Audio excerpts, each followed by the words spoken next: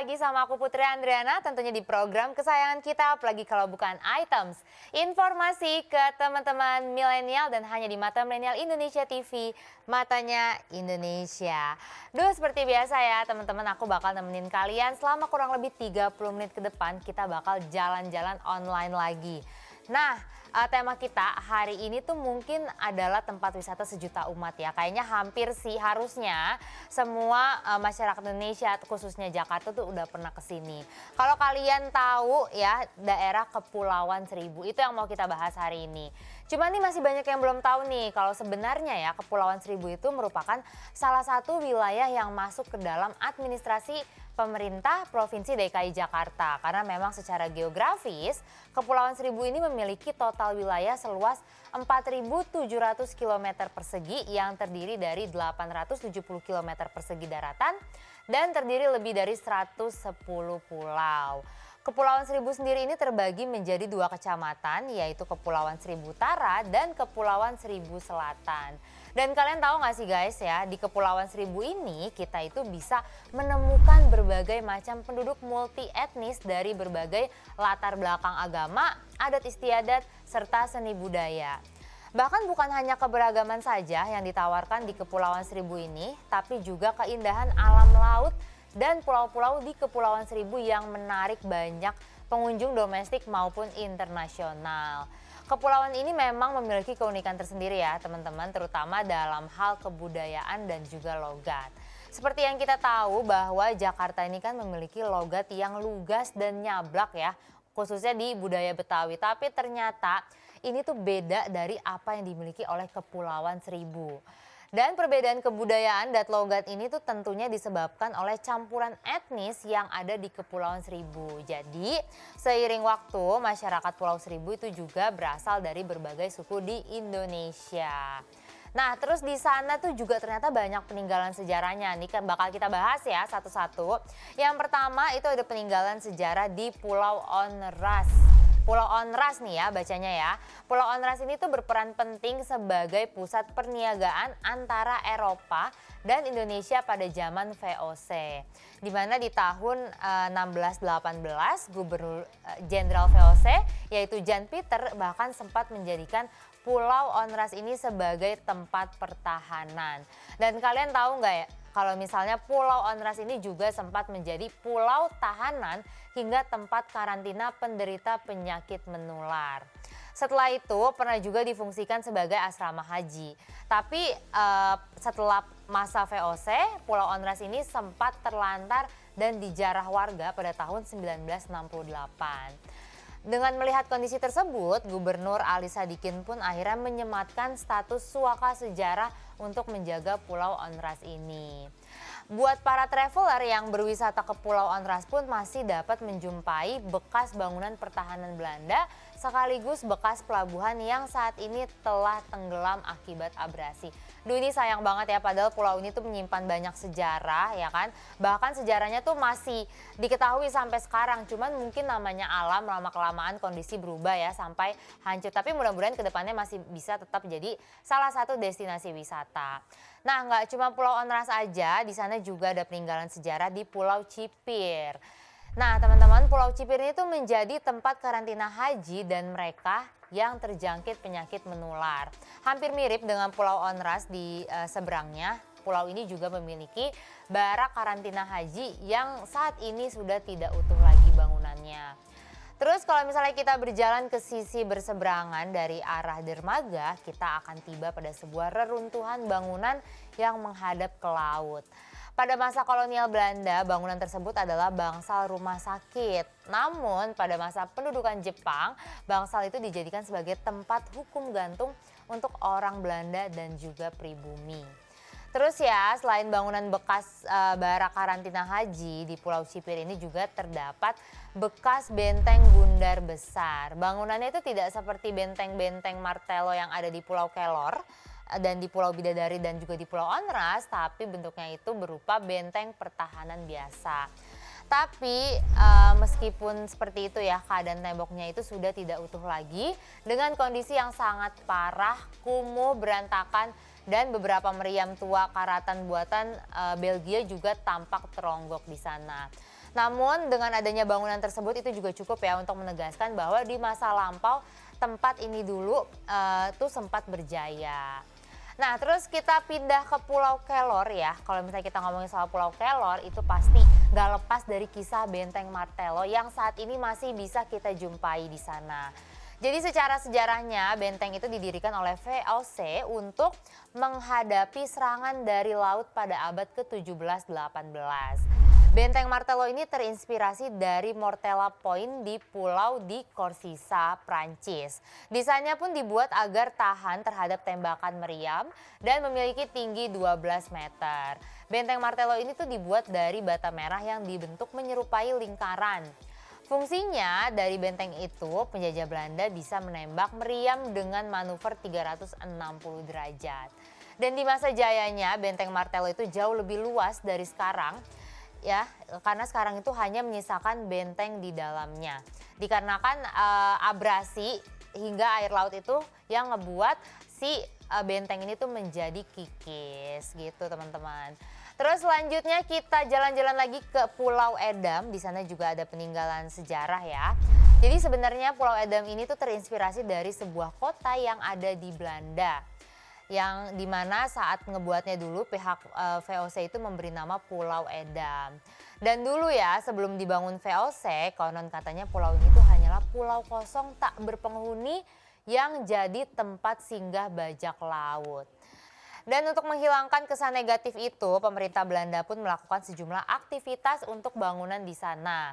Sehingga hasilnya kini masih dapat dijumpai mercusuar hingga bekas fondasi rumah peristirahatan Gubernur Jenderal Hindia Belanda.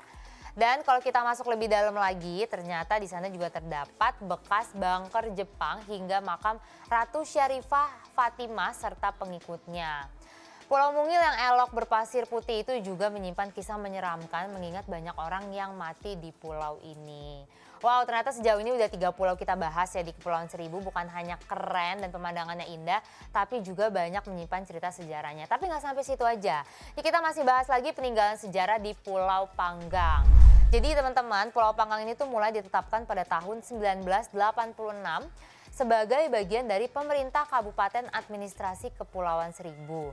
Pulau Panggang ini bisa menjadi pilihan wisata bersejarah yang bisa kalian coba. Karena di pulau ini kalian akan menemukan beberapa bangunan tua peninggalan zaman penjajahan Belanda. Pulau yang merupakan rekomendasi wisata pulau sejarah ini sangat kental akan sejarah ya di luar nalar manusia dan tidak bisa dipikirkan pakai logika manusia. Kisah ini ialah tentang pendekar darah putih yang sangat kuat, di mana pendekar ini dipercaya hidup pada awal tahun 1900-an. Dan konon katanya pendekar putih ini merupakan orang Mandara yang terkenal dengan kesaktiannya. Bahkan warga di sana tuh percaya kalau misalnya pendekar ini tuh mampu kayang kayak di film-film. Nah, kesaksian dari pendekar ini tuh membuat Belanda dan bajak laut tidak mampu menyentuh Pulau Panggang. Pendekar juga dipercaya memiliki mata batin yang sangat kuat sehingga ia bisa memprediksi orang yang akan berbuat jahat, kemudian beliau mencegahnya. Disebut dengan pendekar berdarah putih karena konon katanya memang darahnya itu berwarna putih. Setelah ia meninggal, mitosnya tumbuh tanaman berwarna putih yang mana saat ini masyarakat menjadikan tanaman tersebut sebagai obat untuk menyembuhkan berbagai macam penyakit. Sayangnya ilmu pendekar darah putih ini tidak bisa diwarisi oleh siapapun.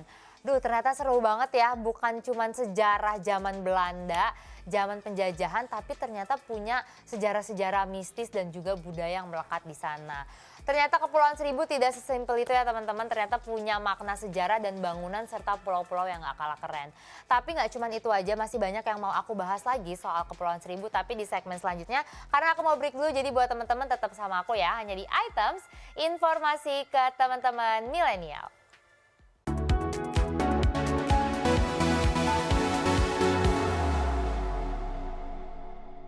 Hai teman-teman, balik lagi sama aku Putri Andriana. Tentunya kita masih di Items, informasi ke teman-teman milenial. Kita masih jalan-jalan di Kepulauan Seribu ya. Kalau misalnya di segmen sebelumnya, tadi udah aku jelasin kalau Kepulauan Seribu ini tuh punya peninggalan sejarah yang kuat banget. Punya cerita-cerita yang gak kalah keren sama pulau-pulau lainnya. Tapi di segmen ini aku juga mau bahas soal adat dan budaya di Kepulauan Seribu. Karena memang di sana itu bukan hanya pemandangan alamnya yang keren, tapi juga memiliki kebudayaan serta tradisi yang sangat unik dan beraneka ragam.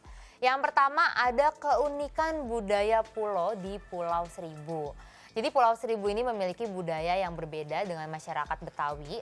Masyarakat Pulau Seribu atau disebut orang pulau itu memiliki karakter yang unik yang bukan hanya berbeda dengan masyarakat Betawi, namun juga berbeda dengan masyarakat Banten. Orang pulau ini memiliki kebudayaan yang dihasilkan dari perpaduan beberapa etnis yang saling mempengaruhi sehingga muncullah kebudayaan pulau yang merupakan kebudayaan baru. Kebudayaan ini tuh menjadi kebudayaan bagi orang di Pulau Seribu. Kebudayaan Pulau Seribu tersebut itu tercermin dari berbagai hal, mulai dari cara bicara, karakteristik, sampai ke logat, kebiasaan, serta kekulinernya. Dalam hal gaya bahasa, cara bicara orang pulau ini memiliki karakteristik yang bervolume lebih keras. Gaya bicara mereka itu mirip dengan gaya bicara dari etnis Sulawesi, yaitu logatnya tuh lebih kelincah gitu ya. Nah, orang pulau juga menamakan atau menyebut makanan dengan cara yang berbeda. Orang pulau menyebut makanan sejenis lontong isi atau nasi yang biasanya disantap sebagai sarapan itu sebagai selingkuh. Dan selain itu, sambal untuk pelengkap ikan bakar itu dinamakan sambal beranyut. Makanan sejenis empek-empek asal Palembang juga dinamakan dengan nama yang cukup unik seperti pukcue. Jadi makanannya tuh sama tapi mereka punya bahasa yang berbeda gitu ya. Nah itu unik banget meskipun wilayahnya itu dekat dengan Jakarta, tapi kebudayaan di Pulau Seribu ini tuh cukup berbeda. Perbedaan itu terlihat jelas pada logat dan kosakata yang digunakan oleh masyarakat yang tinggal di Pulau Seribu. Orang setempat menamakan logat tersebut dengan logat pulau dengan nama logat pulau gitu ya.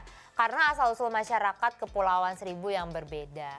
Dan dahulu Pulau Seribu ini merupakan tempat transit kaum nelayan, pedagang, pelaut dari berbagai lokasi di Indonesia. Kebudayaan tersebut menjadi ciri khas dari orang pulau yang tinggal di Kepulauan Seribu. Kebudayaan itu menyebar di berbagai pulau dengan mudah dan menjadi ciri khas orang pulau itu sendiri. Awalnya kebudayaan itu hanya menyebar di Pulau Panggang saja, tapi lama-kelamaan membentuk dan menjadi kebudayaan Pulau Seribu. Orang-orang yang singgah di Pulau Seribu itu bervariasi mulai dari suku Bugis, Dayak, Sunda, Jawa, dan juga lainnya.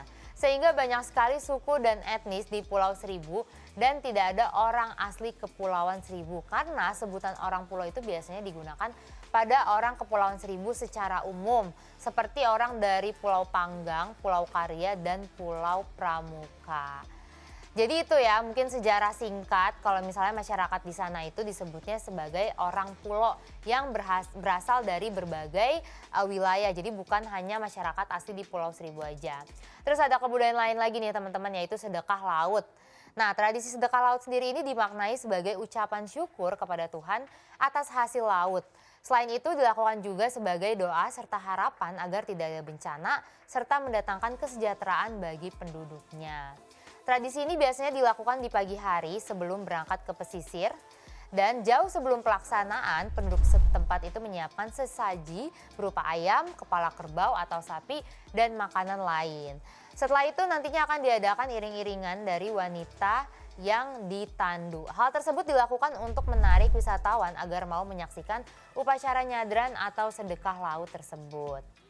Terus sedekah laut ini juga merupakan salah satu tradisi dan kebudayaan Pulau Seribu dan sudah dilakukan sejak lama. Selain sebagai pengungkap rasa syukur dan menghormati leluhur, sedekah laut juga dilakukan sebagai ajang promosi. Banyak wisatawan di sana baik lokal maupun asing itu ingin melihat dan mengetahui bagaimana tradisi ini berlangsung. Upacara ini juga sudah dijadwalkan sejak 1 tahun sebelum pelaksanaan sehingga dapat menjadi ajang promosi. Kemudian ya setelah melakukan doa bersama, nelayan akan berlayar ke tengah laut dengan menggunakan kapal yang telah dihias. Selama perjalanan menuju tengah laut, nelayan menghanyutkan sesaji yang telah disiapkan. Terus selanjutnya ada kebudayaan selam mutiara yang biasanya tuh dilakukan oleh penduduk lokal dari Pulau Pramuka sebagai salah satu gugusan Kepulauan Seribu.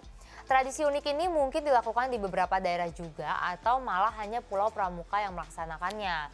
Dan sebenarnya Selam Mutiara ini tidak dilakukan secara rutin, namun masih menjadi kebudayaan masyarakat orang pulau. Selam Mutiara sendiri merupakan tradisi di mana penduduknya harus menyelam dan mencari barang yang sudah disembunyikan. Selam Mutiara sendiri ini sebenarnya adalah perlombaan menyelam antar penduduk lokal. Dan penduduk yang mengikuti perlombaan ini tentunya tidak diperbolehkan untuk menggunakan tangki oksigen atau perlengkapan selam modern. Jadi yang bisa ikut kebudayaan itu harus benar-benar yang profesional atau yang memang sudah terbiasa menyelam tanpa pakai oksigen. Terus masih ada lagi nih, di sana tuh ada juga namanya tradisi saling siram. Jadi saling siram ini sendiri merupakan sebuah acara untuk mempererat hubungan antar masyarakat. Masyarakat akan berlayar menuju dermaga Sandar Pulau Kelapa II untuk melaksanakan puncak acara di sana. Masyarakat juga melakukan kegiatan Madua Sipulung atau duduk bersila bersama sambil menyantap hidangan. Madua Sipulung ini dilakukan untuk mempererat hubungan antar masyarakat dan pejabat dengan mengumpulkannya di tempat tersebut. Usai makan bersama, tradisi saling siram ini sebagai kebudayaan Pulau Seribu itu belum sampai situ aja. Tapi nantinya masyarakat akan melakukan saling siram siapa saja yang hadir, termasuk juga tamu undangan.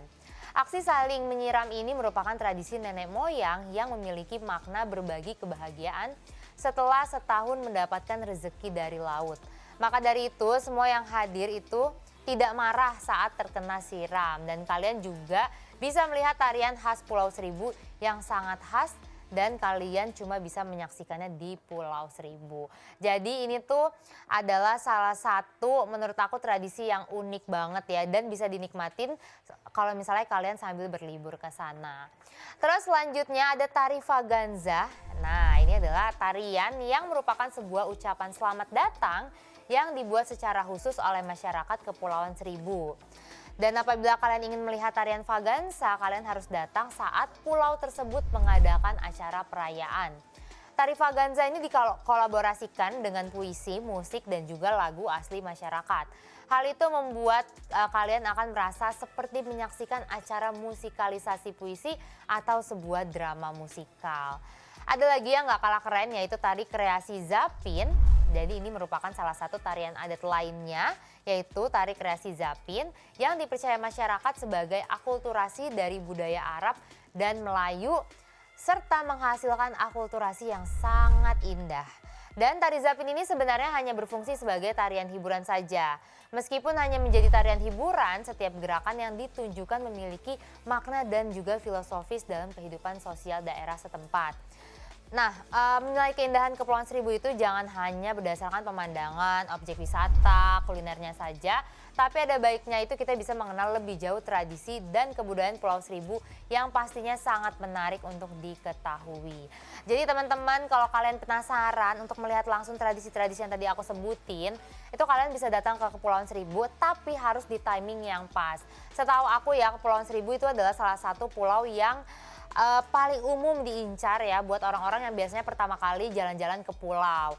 Dan di sana juga tuh banyak kayak tour guide yang kita tuh bisa bayar biasanya ya, kayak untuk jalan-jalan 2 hari semalam atau 3 hari 2 malam. Nah itu kalian ada baiknya tuh cari informasi dulu kira-kira kapan ya tradisi ini tuh bisa tampil. Jadi pas kalian ke sana itu kalian dapat bonus, bisa ngelihat tradisinya secara langsung. Kayak contohnya tari Vaganza tadi, itu kan hanya dilakukan saat perayaan ulang tahun Kepulauan Seribu aja. Jadi kalau kalian pengen ngelihat langsung itu kalian harus datangnya tuh pas ulang tahun Kepulauan Seribu. Kan sayang banget ya kalau kita datang ke sana tapi kita tidak bisa melihat satupun tradisi yang ada di Kepulauan Seribu.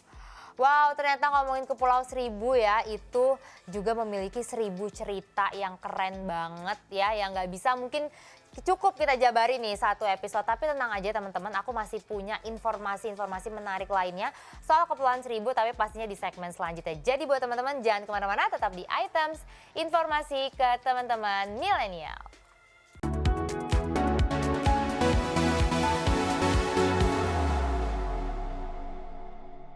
Oke teman-teman, balik lagi sama aku Putri, tentunya masih di Items, informasi ke teman-teman milenial.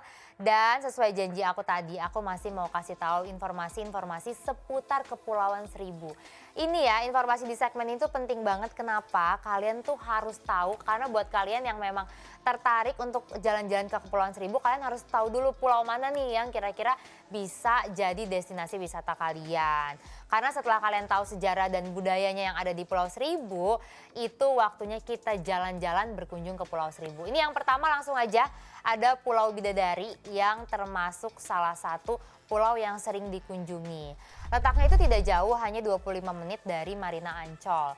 Pulau ini juga disebut sebagai Pulau Eco Resort karena lingkungan alamnya yang tetap terjaga. Dan buat kalian yang menyukai wisata bahari, Pulau Bidadari ini pastinya nggak boleh kalian lewatin.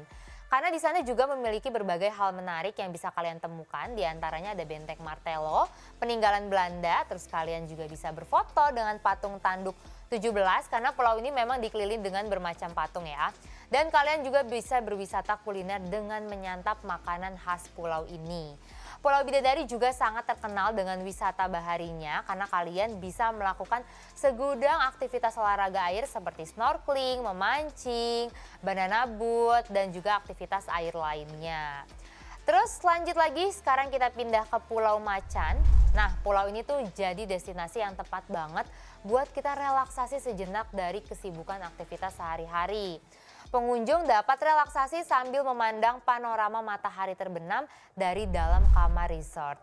Dan di pulau ini kalian bisa berjemur di bawah terik matahari, kalian juga bisa menginap di clubhouse, ya kan, sambil menyantap makanan-makanan yang lezat. Biasanya tuh makanannya tuh dalam bentuk buffet. Terus kalian juga bisa berolahraga air seperti snorkeling, diving, canoe, dan juga wine surfing.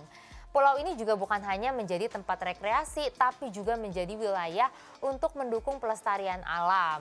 Karena di pulau ini, para pengunjung juga memiliki kesempatan untuk menanam koral-koral baru di sekitar Pulau Bidadari. Terus next lagi ada Pulau Ayer atau yang juga disebut sebagai Mutiara Kepulauan yang dulunya itu sempat menjadi tempat peristirahatan pribadi Insinyur Soekarno, yaitu Presiden pertama Republik Indonesia. Dengan nuansa etnik Papua, pengunjung bisa merasakan menginap di floating cottage dan melakukan berbagai aktivitas seru seperti memancing, berenang, bermain tenis, basket, serta bola voli. Dan buat kalian yang menyukai aktivitas olahraga air, kalian bisa berselancar, naik canoe, jet ski, dan juga banana boat. Terus lanjut lagi kita ke Pulau Putri, ini jadi salah satu pulau yang paling diminati pengunjung. Karena di sana banyak kecantikan alam yang dapat dinikmati. Dan apabila kalian mengunjungi dan pengen banget ya ngelihat biota laut tanpa harus snorkeling, di sana tuh ada undersea tunnel aquarium yang dapat membantu kalian melihat indahnya kehidupan laut dari bawah terowongan. Dan selain itu, para pengunjung di pulau ini juga bisa menikmati keindahan bawah laut di sekitar pulau dengan menaiki glass bottom boat. Dan kapal boat ini tuh berkapasitas 30 orang, dilengkapi dengan tempat duduk penumpang dan dinding kapal yang dilapisi kaca tebal, sehingga pemandangan laut langsung dapat dinikmati oleh para penumpang. Dan menjelang sore, para wisatawan dapat menikmati keindahan matahari tenggelam di Pulau Putri dengan menaiki sunset cruise. Bahkan dengan fasilitas ini, kalian juga dapat mengelilingi beberapa pulau seribu yang terdekat dengan Pulau Putri. Jadi itu ya bahasanya, sekali mendayung 2-3 pulau terlampaui. Jadi kalian sekalinya datang ke Pulau Putri, kalian juga bisa mampir ke pulau-pulau yang dekat dengan Pulau Putri. Nah, terus selanjutnya ini kayaknya pulau sejuta umat ya, yaitu Pulau Tidung. Karena memang rasanya nggak lengkap kalau misalnya kalian ke Pulau Seribu tapi tidak mengunjungi Pulau Tidung. Pulau ini terbagi menjadi 2 bagian, yaitu Pulau Tidung Besar dan Pulau Tidung Kecil. Tapi Pulau Tidung Kecil ini tidak ditempati oleh penduduk sekitar karena memang dikhususkan untuk menjadi tempat budidaya dan pelestarian tanaman bakau atau mangrove.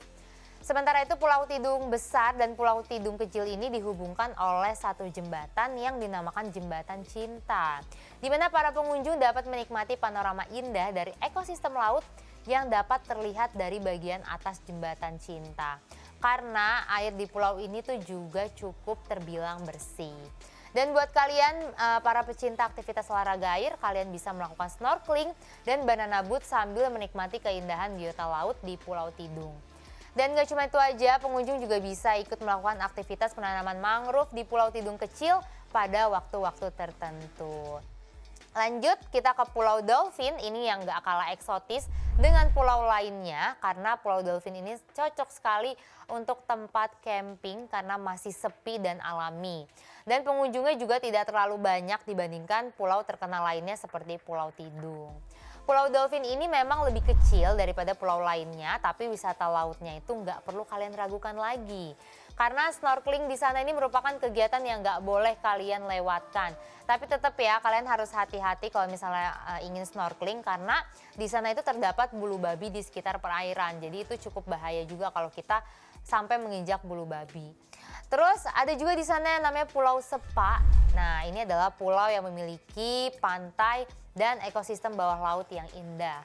Pulau Sepa ini menjadi tempat favorit bagi para penyelam karena Pulau Sepa ini menjadi salah satu destinasi untuk melihat keindahan kehidupan biota laut. Bahkan kawasan perairan pulau ini tuh dijuluki Little Paradise for Diver atau Little Bali. Dan selain itu di Pulau Sepa juga merupakan tempat yang mengasihkan untuk aktivitas memancing. Nuansa tropis Pulau Sepa yang sangat alami dan menyegarkan akan menyapa saat kita tiba di pulau ini. Perjalanan ke Pulau Sepa ini hanya membutuhkan waktu 90 menit menggunakan speedboat dari Marina Ancol Dermaga 19. Nah, Pulau Sepa ini juga merupakan salah satu pulau dengan pasir pantai terbaik karena kealamiannya masih terjaga dan tepi pantainya itu belum ditutupi bebatuan seperti kebanyakan pantai di Kepulauan Seribu. Di Pulau Sepa, semua cottage atau penginapan yang semuanya itu menghadap ke laut sehingga pengunjung akan merasa nyaman saat untuk beristirahat. Pengunjung juga dapat menikmati matahari terbit dan matahari terbenam serta menjadikan wisata ke sana itu sebagai pengalaman yang tidak terlupakan. Nah, terus selanjutnya masih banyak ya pulau-pulau di Kepulauan Seribu. Ada Pulau Harapan, ini merupakan salah satu destinasi wisata yang banyak diminati karena kecantikan dan keindahannya. Pulau Harapan merupakan pulau yang cocok dijadikan tempat untuk mengobati stres dan memanjakan diri. Di sana akan ada banyak pulau-pulau kecil yang tidak berpenghuni di sekitarnya yang bisa kalian jelajahi. Dan aktivitas yang paling dinanti-nanti adalah jelajah pulau atau island hopping.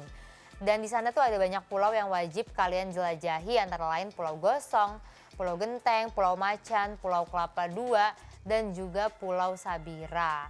Jelajah pulau bisa kalian lakukan dengan menggunakan kapal tradisional, tapi kayaknya sih bakal lebih asik lagi ya kalau misalnya kalian mencoba diving atau snorkeling untuk menikmati indahnya bawah laut.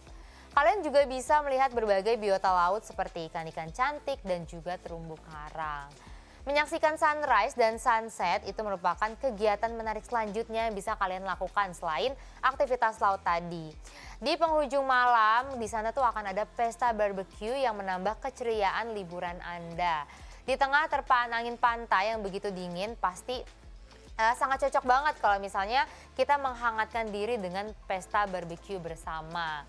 Dan ada satu tempat yang nggak boleh kalian lupakan saat berkunjung ke Pulau Harapan, yaitu Taman Biota Laut. Karena di sana ada penangkaran penyu hijau dan juga penyu sisik, yang mana hewan tersebut merupakan spesies langka sehingga berkunjung ke tempat ini tuh merupakan kesempatan emas dan nggak boleh kalian lewatkan. Dan berkunjung ke Taman Biota ini adalah hal yang dapat menambah wawasan kalian tentang penyu mulai dari budidaya hingga pelepasan hewan tersebut ke laut. Oke, aku sekarang jadi paham ya kenapa dinamakan Kepulauan Seribu, karena bahkan ya di pulaunya aja tuh masih terdapat pulau lagi. Jadi kayak ada pulau di dalam pulau. Ini buat kalian yang suka banget aktivitas laut, kayaknya wajib banget buat mengunjungi Kepulauan Seribu, atau buat kalian yang baru mau nyoba destinasi laut ya kan, atau baru pemula ya yang baru suka snorkeling, diving, ini kayaknya cocok banget ke Kepulauan Seribu karena kalian bisa ketemu berbagai pulau. Jadi bukan cuma satu pulau aja, tapi juga ada pulau dalam pulau. Terus di sana juga fasilitasnya nggak kalah keren. Kita juga bisa belajar tentang biota laut, kayak tadi di Taman Biota Laut. Terus juga tadi ada akuarium yang isinya itu biota laut. Jadi buat kalian yang takut ke laut tapi pengen tahu tentang laut, itu kalian bisa menikmati fasilitas tersebut. Aduh, kayaknya aku kalau ngomongin soal fasilitas Kepulauan Seribu tuh banyak banget ya, nggak akan cukup nih satu episode. Kalau kalian kepo, silahkan kalian googling sendiri, kalian cari informasi sendiri. Karena aku ngejelasin secara singkat aja nih udah menarik banget. Tapi teman-teman ya, destinasi wisata di Indonesia itu banyak banget, bukan cuma Kepulauan Seribu. Ada destinasi wisata-wisata lainnya dan juga bukan aktivitas laut, tapi ada aktivitas wisata lainnya pastinya nggak kalah keren. Aku juga pasti bakal sering banget nih kasih informasi-informasi ke kalian destinasi wisata yang keren. Tapi pastinya tidak di episode kali ini karena nggak berasa udah 30 menit aku nemenin kalian, aku harus pamit undur diri. Tapi kita ketemu lagi ya di episode items lainnya. Jadi buat kalian terus tonton items hanya di Mata Milenial Indonesia TV, matanya Indonesia. Dadah!